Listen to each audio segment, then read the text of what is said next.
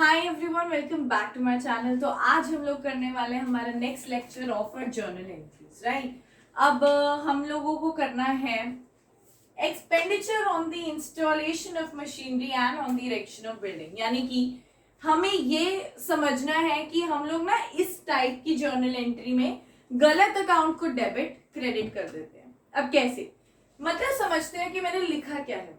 Expenditure on the installation of a machinery, कि मैं एक मशीनरी खरीद के आई हूं आज मार्केट से, ठीक है, एंड उस मशीनरी के ऊपर मुझे खर्चा करना पड़ रहा है, लाइक फ्रेट चार्जेस या फिर वेजेस पे करने हैं वहां से यहाँ तक आने में, मतलब मार्केट से मेरी कंपनी तक आने में, उस मशीनरी को लाने में जो खर्चा लगा है वो चार्जेस, वेजेस उन लोगों को देना जो लाए हैं यहाँ पे, ट्रांसपोर्ट चार्जेस, राइट।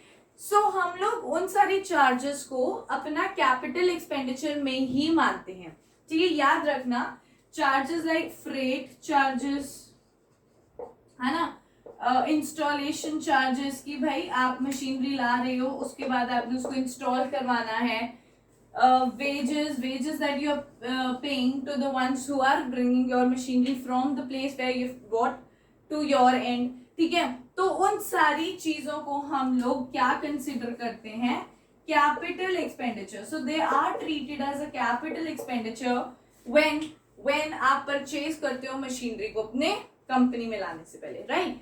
तो उस टाइम पे जर्नल एंट्री क्या होनी चाहिए, आपको जर्नल एंट्री उस टाइम पे क्या पास करनी चाहिए, that is machinery account debit to cash account.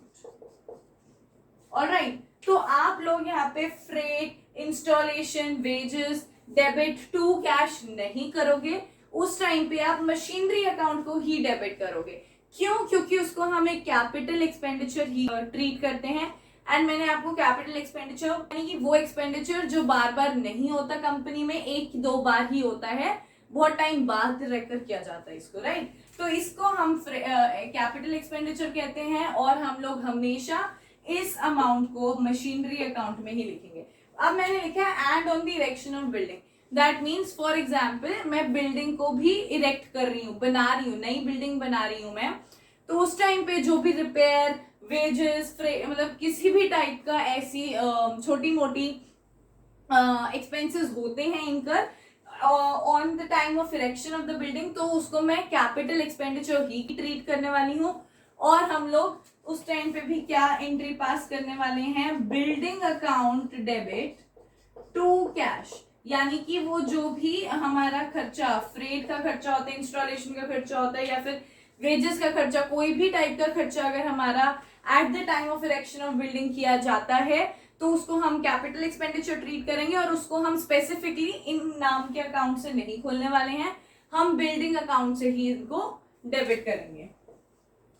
I hope you understood this point, right. Okay, तो आपने क्वेश्चन देख लिया, आपके सामने क्वेश्चन है और इस क्वेश्चन को अब हम सॉल्व करने वाले हैं, ठीक है।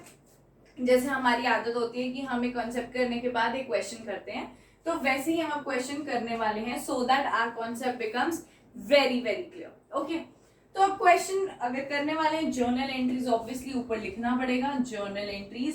प्लीज फॉर्मेट मत भूला करो, फॉर्मेट लिखना is very very very important. So यहाँ पे आप लिखोगे डेट, फिर आप लोग लिखोगे यहाँ पे पर्टिकुलर्स, फिर यहाँ पे हम लोग लिखेंगे एलएफ, एलएफ का बहुत ही स्मॉल कॉलम बना लिया करो, यहाँ पे हम लोग लिखेंगे डेबिट, राइट, एंड यहाँ पे लिखेंगे क्रेडिट। ओके, तो फर्स्ट, अच्छा देखो डेट नहीं दी हुई है, फर्स्ट नंबर ही दिया हुआ है, तो उसको वैसे ही लिखेंगे। क्या है, bought goods from Nilesh for cash 50,000, also paid ₹1,000 for the carriage. Now you have bought goods, right? And आपने also carriage पे किया है। अब यहाँ पे carriage का अकाउंट स्पेसिफिकली अलग से डेबिट करोगे, क्यों? क्योंकि आपने गुड्स परचेज किए, आपने कोई एसेट्स परचेज नहीं किए जाके।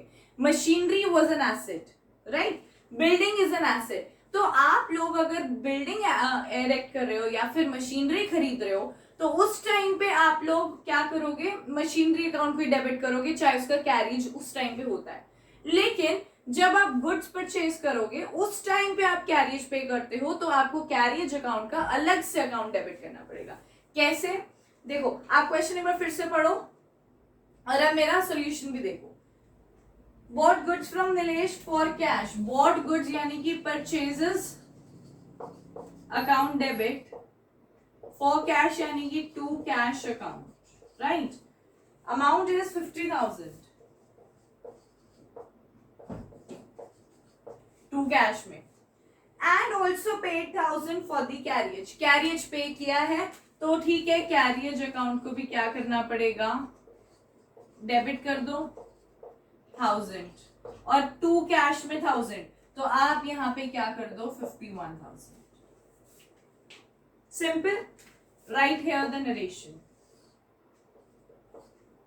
Second, paid to Sita ₹9650 in full settlement of dues of 10,000। बहुत सिंपल है इसकी जर्नल एंट्री कि आपने मतलब कि 9650 पे किया है, लेकिन आपकी ड्यू मतलब 10,000 की थी, तो हमें डिस्काउंट मिल गया, हमें डिस्काउंट मिल गया तो यानी कि क्रेडिट होगा टू डिस्काउंट, ठीक है। टू कैश कितना गया है, टू कैश अकाउंट 9650 इतना ही था ना, 9650, यस। एंड सीता को आपने पे किया, तो सीता का अकाउंट यहाँ पे क्या हो जाएगा, डेबिट हो जाएगा। कितना ड्यू था, मतलब कि उसको कितना पे करना था, वैसे तो 10,000 करना था, लेकिन हमने पे किया इतना, तो हमें डिस्काउंट मिल गया कितना, 350 का। यहाँ पे नरेशन लिख देना, ठीक है। Now the third one is purchased a machinery by giving a check of 3 lakh and paid 25,000 in cash as wages on its installation। आपने एक एसेट खरीदा है, उस पे आप अगर इंस्टॉलेशन पे करते हो इतना अमाउंट, तो क्या जर्नल एंट्री करनी चाहिए, आप एसेट ला रहे हो, गुड्स नहीं ला रहे हो। जब उस टाइम पे आप एसेट ला रहे हो तो ये छोटे मोटे खर्चे like freight, carriage, wages, installation expenses, transit expenses, ये सारी चीजें हम मशीनरी या फिर उसी एसेट अकाउंट में ही डेबिट करते हैं। अब जैसे इस वाली थर्ड में देखो क्या होगा, purchased a machinery by giving a cheque of 3 lakhs and paid ₹25,000 in cash as wages on its installation। अब यहाँ पे हम किसी एसेट की बात कर रहे हैं, हम एसेट को ला रहे हैं अपनी कंपनी में, ना कि कोई गुड्स परचेज कर रहे हैं। और मैंने आपको क्या बताया, इसका फंडा क्या होता है, अगर कोई खर्चा यानी कि कोई भी खर्चा, उटपटांग खर्चा यानी कि freight expenses, carriage expenses, wages, ये सारी चीजें at the time of purchasing any asset, ये सारी चीजें अगर आप करते हो, ये खर्चे करते हो, कब, जब आप एसेट परचेज कर रहे हो, तब हम एसेट अकाउंट में ही इन कैरिजेस वगैरह के एक्सपेंसेस को क्या करते हैं, उसी में ही ऐड करते हैं, ठीक है, याद है आपको। तो थर्ड में मशीनरी अकाउंट को क्या करना पड़ेगा, debit. So machinery account is debited and क्या अमाउंट जाएगी, 3,25,000, राइट, बिकॉज कैरियज को आप अलग से नहीं लिखोगे जैसे आपने गुड्स के टाइम पे लिखा था, बट 3,25,000 करके आप टू कैश नहीं लिख सकते। वाई, बिकॉज स्पेसिफिकली लिखा है purchase the machinery by giving a cheque. If you are giving a cheque of ₹3 lakhs, that means you need to credit bank by 3 lakhs only। आप 3,25,000 से नहीं कर सकते हो, जब आपने चेक ही 3 लाख का बनाया तो 3,25,000 से कैसे एंट्री कर सकते हो। तो दैट मीन्स 25,000 कैरियज किसके, वेजेस के पे किए ना आपने, जो 25,000 वेजेस के पे किए हैं वो कैसे पे किए हैं, वो कैश से पे किए हैं। So you will have to write here to cash account 25,000। Got my point. Now fourth देखो, bricks for 15 lakh and timber for 10 lakh purchased for the construction of building, okay, and the payment was made by check। यानी कि ये सारी आपने BRICS purchase किया, यानी कि it's raw material, आपने टिम्बर परचेज किया, it's again a raw material. आप लोग रॉ मटेरियल परचेज कर रहे हो, वो टाइप का एक्सपेंडिचर कर रहे हो, किस लिए, एसेट क्रिएट करने के लिए, बिल्डिंग क्रिएट करने के लिए, तो हमारा ये भी एक एसेट हो गया। तो ऑटोमेटिकली ये सारे खर्चे जो टिम्बर पे किया आपने, जो किस पे किया है, ब्रिक्स पे किया है, उन सारे खर्चे को आप बिल्डिंग अकाउंट में ही डेबिट करोगे. So here it will be building account debit to cash या बैंक. देखो the payment was made by cheque, that means throughout सारी पेमेंट चेक से की गई है, यानी कि टू बैंक अकाउंट. यहां आपका नरेशन आ जाएगा. कितनी 15 lakhs और 10 lakhs को ऐड करो 25 lakhs. ठीक है, या प्लीज यहाँ पे नरेशन लिख लेना, जगह नहीं है तो इसलिए फिफ्थ एंट्री भी अभी यहीं पे करा देती हूँ. Purchased an old machinery for 1 lakh and spent 5,000 on its carriage and 20,000 on its immediate repairs. Entire payment is made by check. Simple है, आपने एक ओल्ड मशीनरी परचेज की, चाहे आप ओल्ड मशीनरी परचेज करो, चाहे आप नई मशीनरी परचेज करो, चाहे वो सेकंड हैंड हो, चाहे वो थर्ड हैंड हो, चाहे वो फोर्थ हैंड हो, चाहे वो बिल्कुल ब्रांड न्यू हो, आपकी कंपनी में एसेट आ रहा है, उस टाइम पे आप लोग खर्चा कर रहे हो कैरियज पे, इमीडिएट रिपेयर्स पे खर्चा कर रहे हो, वो सारी चीज मशीनरी अकाउंट में ही आएगी. ठीक है, सो सिंपल है, क्या लिखोगे, machinery account debit to and the entire payment is made through check, that means to bank account. All right, कितना amount देखो 1 lakh plus 5,000 20,000, so it is going to be 1,25,000. Okay, अब हम sixth entry देखते हैं क्या है. paid rupees 2,500 for repairing the old furniture, the office furniture. यानी कि आपने ऑलरेडी फर्नीचर परचेज कर रखा है, उसको आपने रिपेयर करना है. आप नया फर्नीचर मार्केट से उठा के नहीं ला रहे हो और उस टाइम पे आप उस पे रिपेयरिंग का खर्चा नहीं कर रहे हो. ये ऑलरेडी फर्नीचर मेरी कंपनी में है पड़ा, उस पे मुझे रिपेयरिंग का खर्चा करना है, तो मैं फर्नीचर अकाउंट को ना करके रिपेयर्स अकाउंट को क्या करूंगी, डेबिट करूंगी. To and the payment is made through cash